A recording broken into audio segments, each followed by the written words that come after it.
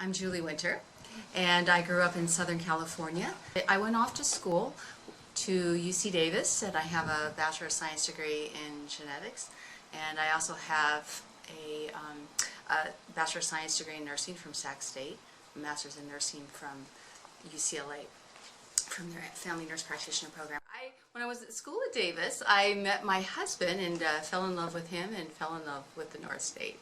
So we married and had two little boys, and when I had finished up my degree at UCLA, we were looking for an opportunity to get back up to the North State. So a job opened up at Mercy Medical Center for my husband, and we moved up here in 1989.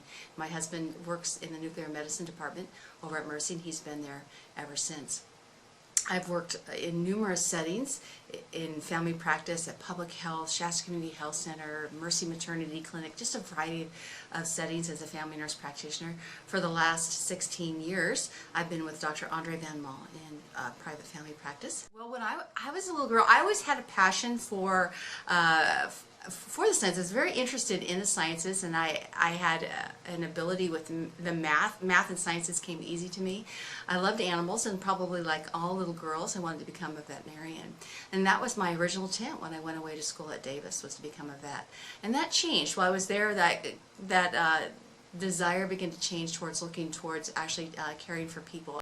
I went off to that master's program with a 5-month-old, and so that was very intense, 2 years of doing a master's program with a baby.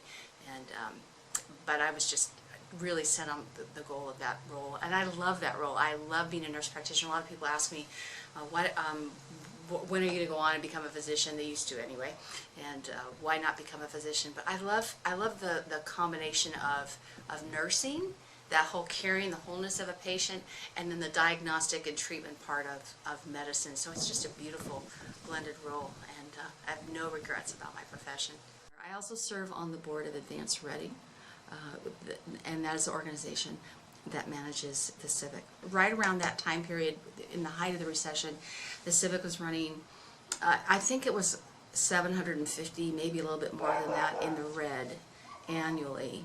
I was laying in bed one night just grieving and thinking, how do we keep this open? How can we keep the Civic open? It's a beloved community organization, and I serve on the board of Bethel Church as well. And so I just began thinking, why not? Just began dreaming about what if Bethel were to create a separate organization. I proposed that to the Bethel Leadership Board, and they said, kudos to them. They were willing to look at it. It was risky. I can remember at the time being like, wow, what is the community going to think? They're going to think that Bethel is trying to take over the city or whatever. They're going to bring in church stuff into the Civic. Now I just hear such positive things, and I feel like that fear, that we were able to lower that level of fear and model what it looks like to come in and serve a city well, how an organization, whether it's a church or any other nonprofit, can come in and lend their strength to save something that was really loved by everybody. And I'm really proud of that accomplishment. So I enjoy serving on that board as well. So I'm a type of person, I'll just say this, I don't take no very easily. I'm a can-do person.